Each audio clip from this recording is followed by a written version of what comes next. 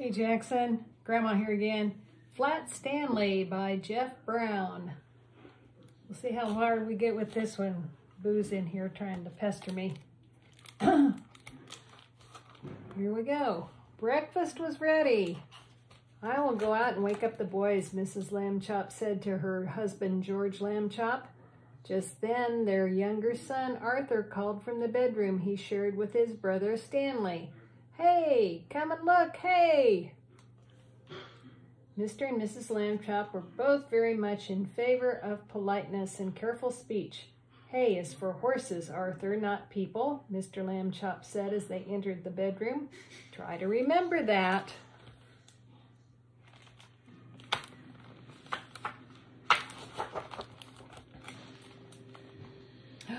What do you think is going to go happen here? Excuse me, Arthur, but look. He pointed to Stanley's bed. Across it lay an enormous bulletin board that Mr. Lambchop had just given the boys a Christmas ago so that they could pin up pictures and messages and maps. It had fallen during the night.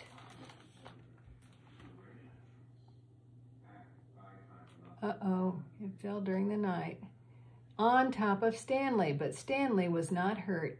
In fact, he would have been sleeping if he'd not been woken up by his brother's shout. What's going on here? He called out cheerfully from beneath the enormous board. Mr. and Mrs. Lambchop hurried to lift it from the bed. Heavens, said Mrs. Lambchop. Gosh, said Arthur. Stanley's flat. Flat as a pancake, said Mr. Lambchop. Darndest thing I've ever seen. Well, let's all have breakfast, Mrs. Lambchop said.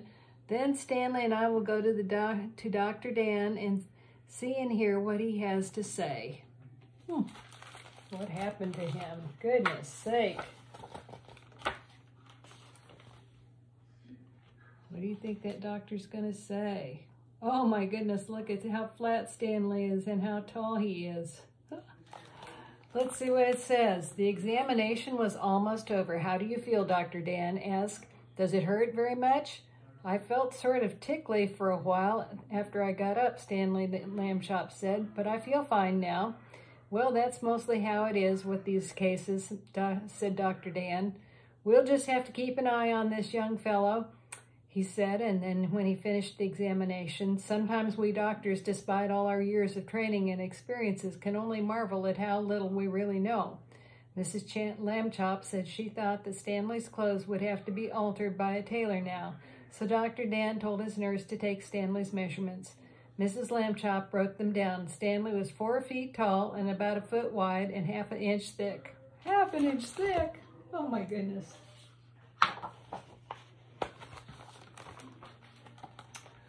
So what do you think's going to happen next? When Stanley got used to being flat, he enjoyed it. He could go in and out of rooms even when the door was closed just by lying down and sliding through the crack at the bottom. Look at him. Mr. and Mrs. Lambchop said it was silly, but they were quite proud of him. Arthur got jealous when he tried to slide under a door, but he just banged his head. Here's the next page. Being flat could be so helpful, Stanley found. He was taking a walk with Mrs. Lambchop one afternoon when her favorite ring fell from her finger. The ring rolled across the sidewalk and down between the bars of a grate that covered the dark, deep shaft. Mrs. Lambchop began to cry. I have an idea, Stanley said. He took the laces out of his shoes and an extra pair out of his pocket and he tied them all together to make one long lace. Then he tied that to the end of that to the back of his belt and gave the other end to his mother. Lower me, he said, and I'll look for the ring. Thank you, Stanley, Mrs. Lambchop said, and she lowered him between the bars and moved him carefully up and down from side to side so that he could search the whole bottom of the shaft.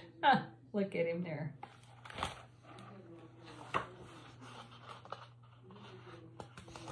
Uh-oh. What's coming next? 2 policemen came and stared at Mrs. Lambchop As she was holding the long lace that ran down through the grating, she pretended not to notice them. "What's the matter, ladies?" the first policeman asked. "Is your yo-yo stuck?" "I'm not playing with a yo-yo," Mrs. Lambchop said sharply. "My son is at the other end of this lace, if you must know." "Get the net, Harry," said the second policeman. We caught a cuckoo." Just then, in the shaft, Stanley cried out, "Hooray!" Mrs. Lambchop pulled him up and saw that he had the ring. "Good for you, Stanley," she said, and she turned angrily to the police. "A cuckoo indeed," she said. "Shame." The policeman apologized. "We didn't get it, lady. We have been hasty. We see that now." "People should think twice before making rude remarks," said Mrs. Lambchop, "and then not make them at all." The policeman realized that it was a good rule, and they would try to remember it. There comes Stanley with the ring.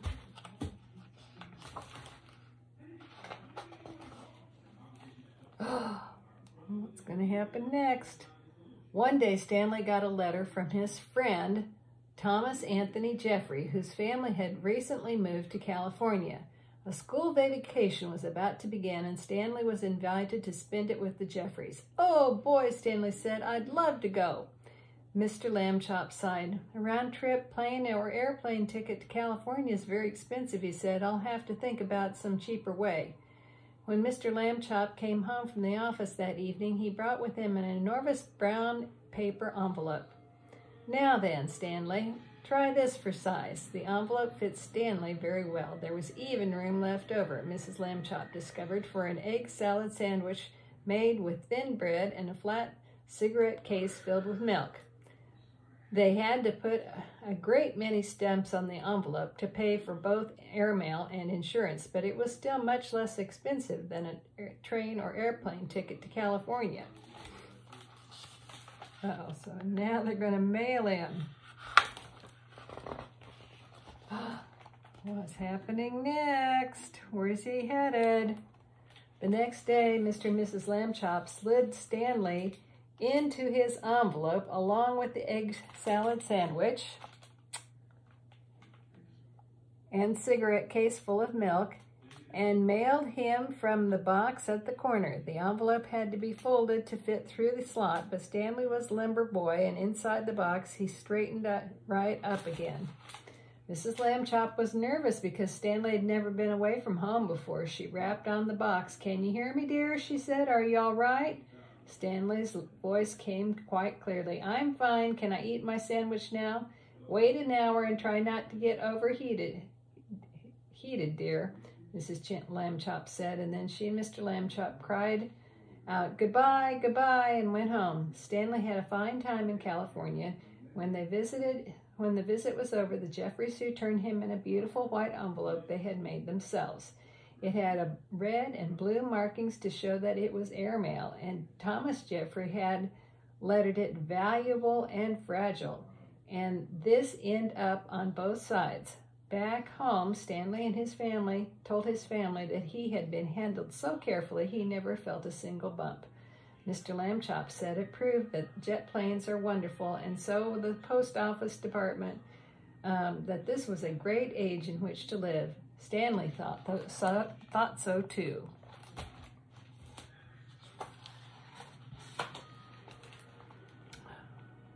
Mr. Lambchop had always liked to take the boys off with him on Sunday afternoons to a museum or roller skating in the park. But it was difficult when they were crossing streets or moving about in crowds. Stanley and Arthur would often be jostled from side to side, and Mr. Lambchop worried about speeding taxis or that hurrying people might accidentally knock them down. It was easier after Stanley got flat. Mr. Lambchop discovered that he could roll Stanley up without hurting him at all. He would tie a piece of string around Stanley to keep him from unrolling, and make a little loop in the string for himself. It was simple as carrying a parcel, and he could hold on to Arthur with the other hand. Stanley didn't mind being carried because he never much liked to walk. Arthur didn't much like to walk either, but he had to, so it made him mad. One Sunday afternoon in the street, they met an old college friend of Mr. Lambchop's, a man he had not seen for years. "Well, George, I see that you've bought some wallpaper," the man said. "Going to decorate your house, I suppose?" "Wallpaper," said Mr. Lambchop. "Oh, no, this is my son Stanley." Look at him laugh.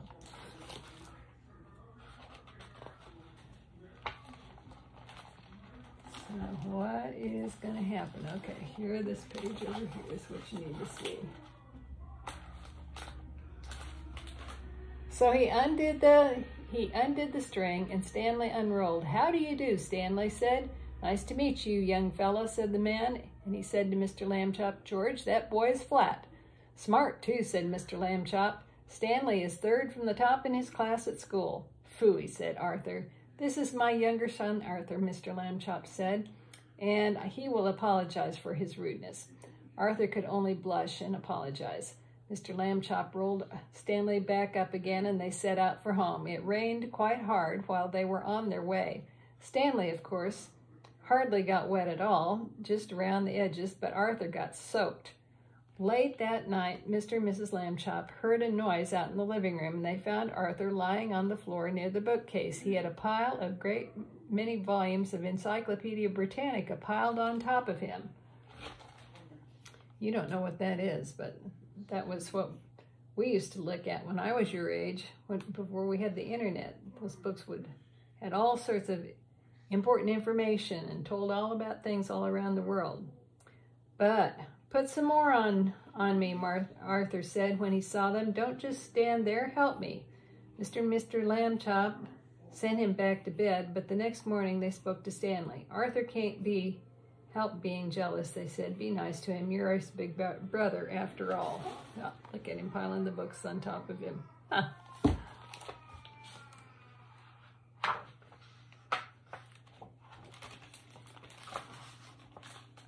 So Arthur and Stanley were in the park. The day was sunny and windy too, and many older boys were flying beautiful enormous kites with long tails made in all the colors of the rainbow. Arthur sighed. "Someday," he said, "I will have a big kite, and I will win a kite flying contest and be famous like everyone else. Nobody knows who I am these days." Stanley remembered what his parents had said, and he went to a boy whose kite was broken and borrowed a large spool of string.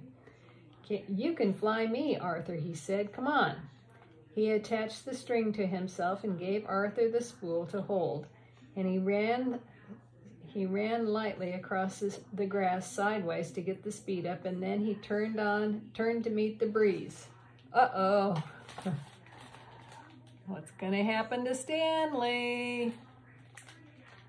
Up, up, up, up went Stanley. See him up there in the air? He knew just how to manage on the gusts of wind, and he faced full into the wind. If he wanted to rise, let it take him down from behind when he wanted speed. He had only to turn on his thin edge to the wind carefully, a little at a time, so it did not hold him. But then he would slip gracefully down toward the earth again. Arthur let the string all out, and Stanley soared high above the trees, a beautiful sight in his green sweater and brown trousers against the pale blue sky. Everyone in the park stood still to watch.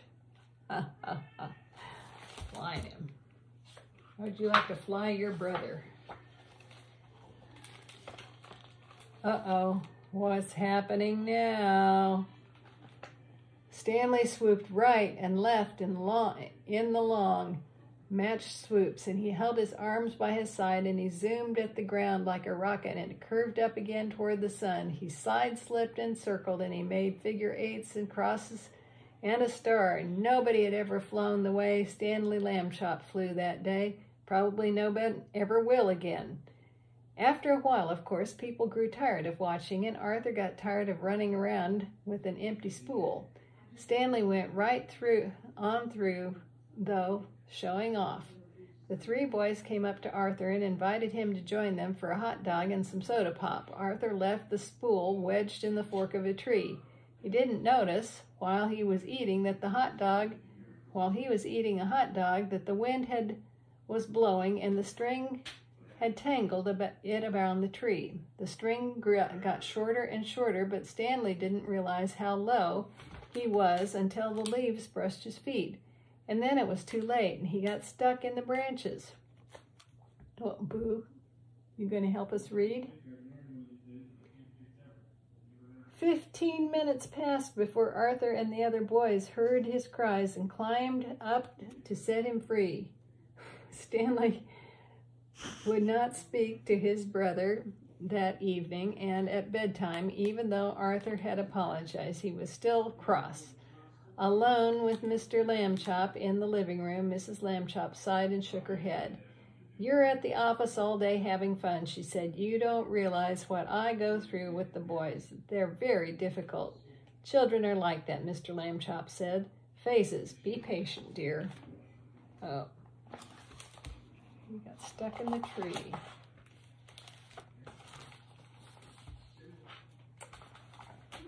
Mr. and Mrs.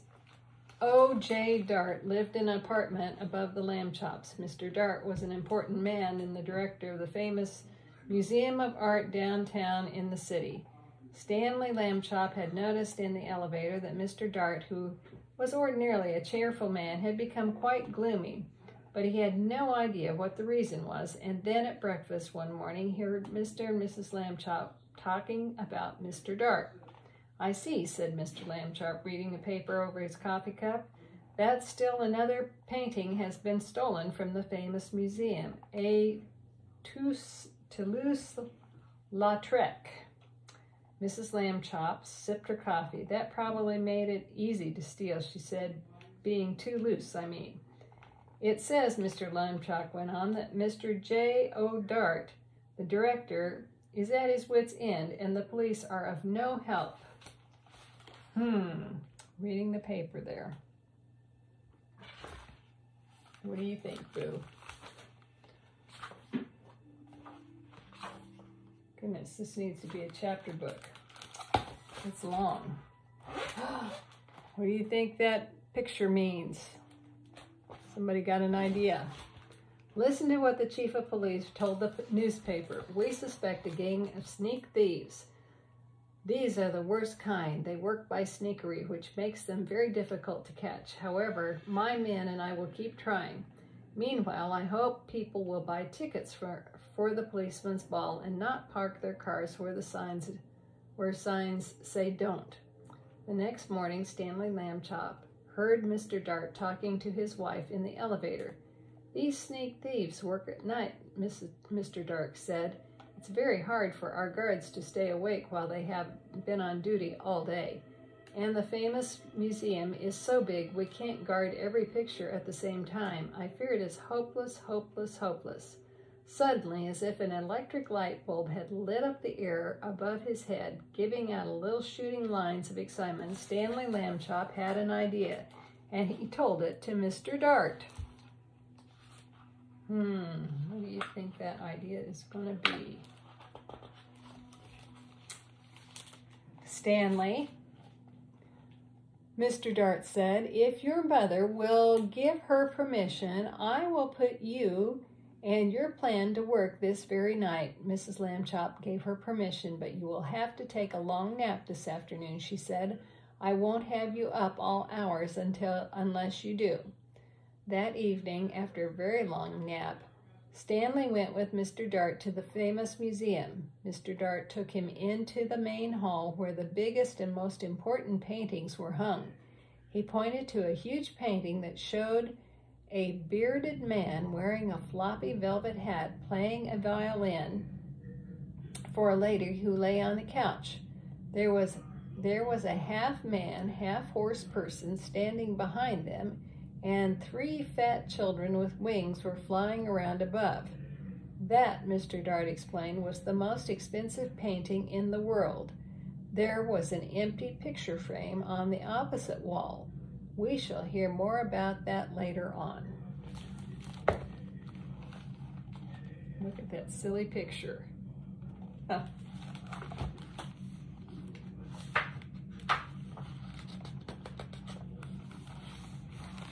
I think we'll stop